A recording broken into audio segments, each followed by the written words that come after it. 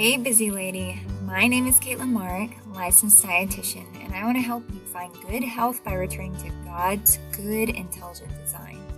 The goal of this podcast is to dig into how our bodies have been designed to work using the Bible and trustworthy research so that you can diet simply and sustainably. Let's get into today's episode.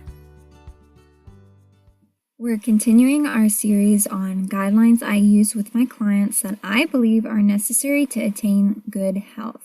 In episode 2 through 5, we talked about guidelines that were more related to mindset. In this episode and the next 2 episodes, we're going to focus on premises that I strive to make all my health and diet suggestions off of. So the underlying premise I would say behind these guidelines is that God designed the world, including our bodies, to work a certain way. And part of his intelligent design was creating laws in nature that we must live by, or else we will face detriments.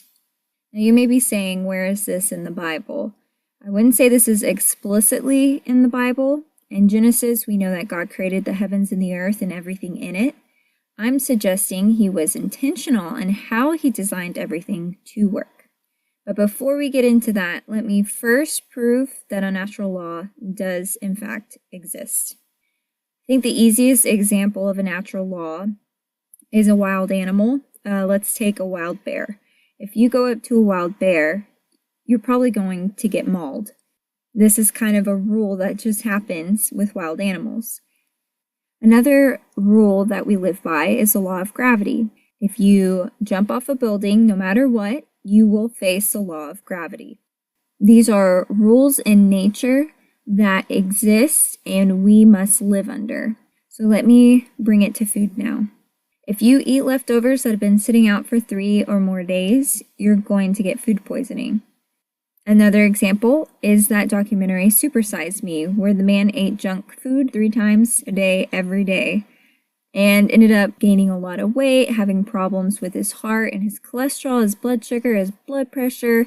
His body was shutting down after 30 days of eating McDonald's and supersized meals. There are natural rules that we must live by, and if we don't, there will be detriments when we act outside of that natural law.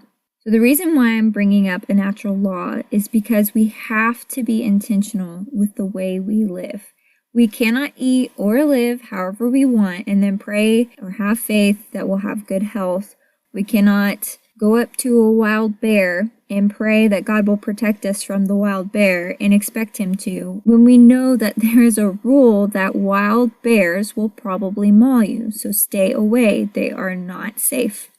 I would even say that to go up to a wild bear and ask God for protection would be testing the Lord, which there are verses in the Bible that say, do not test the Lord your God. So again, there is a natural law. There are rules in nature that we live by, but when we act outside of those rules, we will face detriments. All this to say, we have a responsibility to act within the natural law. And we must be intentional with our actions. Whether we like it or not, our actions do determine our future, and everything we do is a choice. And that choice will either help us or hurt us.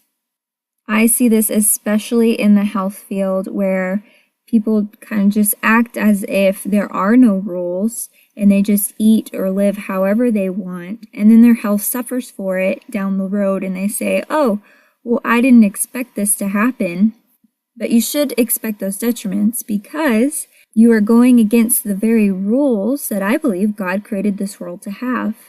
So you may be asking now, what are the rules that we should live by to have good health?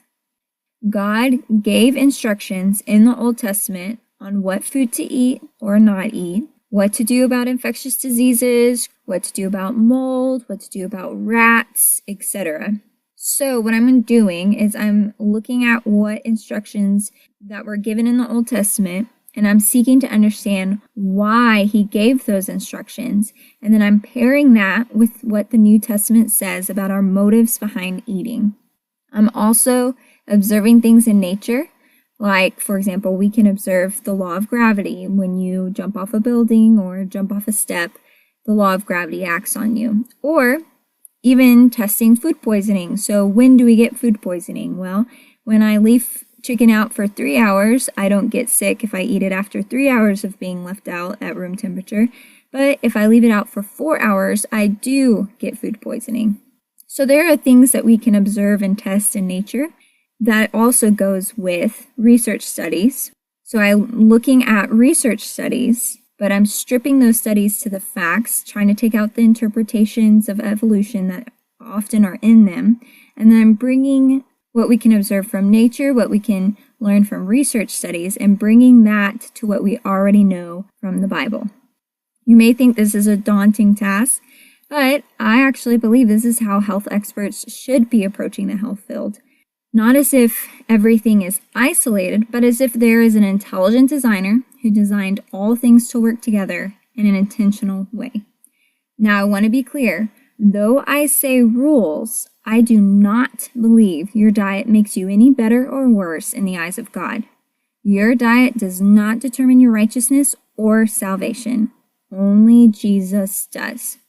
1 Corinthians 6:12, I think, fits this perfectly. It says, all things are permissible, but not all things are beneficial. All things are permissible, but I will not be mastered by anything. So my goal is not to focus on what's permissible, because according to the Bible, all things are permissible. My goal is to focus on what's beneficial to our health. That is the area that I'm leaning on. So nothing to do with salvation or works or anything like that. Now that we've cleared that up, let me sum up what we've talked about. I believe we've been created with intelligent design, and part of that design is that there are rules to live by to attain good health and wholeness. It's my desire to learn what these rules are in regards to our diet and health, and then teach them to you. Now, how will I learn about these rules? I'm looking at Bible verses in the Old Testament and New Testament related to health and diet. I'm looking at biblical principles that can be applied to health and diet. I'm looking at things that happen in nature and learning from research studies to better understand God's design. The Bible addresses things to an extent, but it doesn't go into depth. And so looking at nature, looking at research studies, trying to understand the natural law outside of the Bible is also important. Just bringing it back to the underlying premise I said at the beginning of this episode. There is an intelligent design that we have and that the world has, and trying to figure that out, what that design is and how we are to live by it to attain good health. That's all I have for this episode. If anything is unclear, please go to my blog post for this podcast episode and leave me a comment on that blog post, and I will try to clear that up for you. Hey friend, real quick, if you enjoyed this episode, then I think you would also enjoy our free private community. Head over to community.yourplatewithkate.com, link in the show notes, to learn more about our free private community. See you in the next episode.